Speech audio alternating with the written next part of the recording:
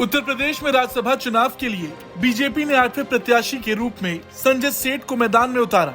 वहीं सपा की ओर से 3 प्रत्याशी मैदान में हैं, यानी कि प्रदेश में राज्यसभा की कुल 10 सीटों के लिए 11 प्रत्याशी चुनावी मैदान में हैं, जिनमें से बीजेपी के 7 और सपा के 2 प्रत्याशियों का जीतना तय है। लेकिन असली पेंच फंसा है बीजेपी के 8वें प्रत्याशी संजय सेठ और सपा के तीसरे प्रत्याशी आलोक रंजन के बीच। अब ऐसे में दोनों ही पार्टियों ने कमर कस ली है, जिसको लेकर सूबे की सियासत काफी गर्मा चुकी है।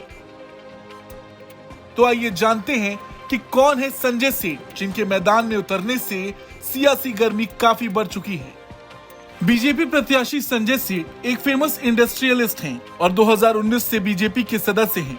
वहीं इसके पहले संजय सेठ सपा के संस्थापक मुलायम सिंह यादव के बेहद करीबियों में गिने जाते रहे हैं।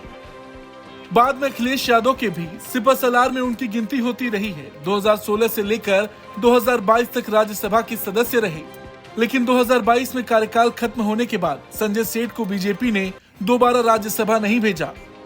लेकिन 2024 के चुनाव में बीजेपी ने उन पर दांव खेला। बताया जा रहा कि संजय सेठ ने बीजेपी नेतृत्व को भरोसा दिलाया है कि वो अपने जीत के लिए वोटों का जुगाड़ करेंगे, जिसके बाद पार्टी ने उन्हें अपने 8वें प्रत्याशी के रूप में उतारा।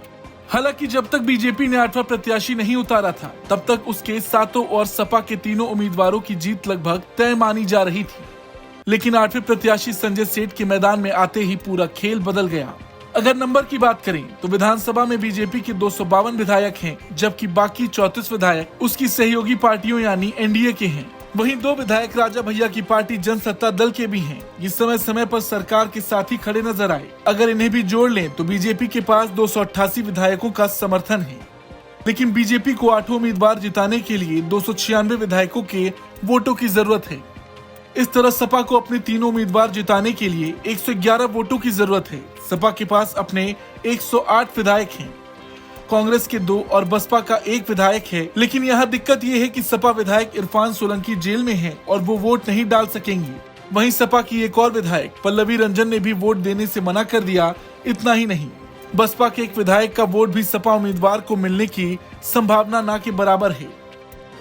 इस तरह से सपा के पास 108 विधायकों का समर्थन ही मिलता दिख रहा है। ऐसे में क्रॉस वोटिंग को लेकर अखिलेश यादव को जिस बात का डर था, वही होने के चांसेस ज्यादा हैं। सपा के कई विधायकों का बीजेपी के पाले में जाना तय माना जा रहा। वोटिंग से ठीक पहले कुछ विधायकों ने तो इस्तीफा भी दे दिया। समाजवादी पार्टी के विधायक मनोज पांडे ने चीफ विप के पद से इस्तीफा दे दिया। उनके साथ राकेश प्रताप सिंह, राकेश पांडे जैसे विधायक भी बीजेपी को वोट देने जा रहे। इन सबको देखकर लगता है कि बीजेपी के संजय सेठ ये चुनाव जीत सकते हैं। वहीं सपा के आलोक रंजन को हार का सामना करना पड़ सकता है। बीजेपी ने राज्यसभा चुनाव में सुधांशु त्रिवेदी, आरपीएन सिंह, साधना सिंह, अमरपाल मौर्य, संगीत बलवंत, नवीन जैन और तेजवीर सिंह को पहले चरण में उम्मीदवार बनाया था। वहीं 8वें उम्मीदवार के रूप में संजय सेठ को उतारा गया। दूसरी तरफ सपा की ओर से रामजी लाल सुमन, जया बच्चन और पूर्व मुख्य सचिव आलोक रंजन ने उम्मीदवारी पेश की।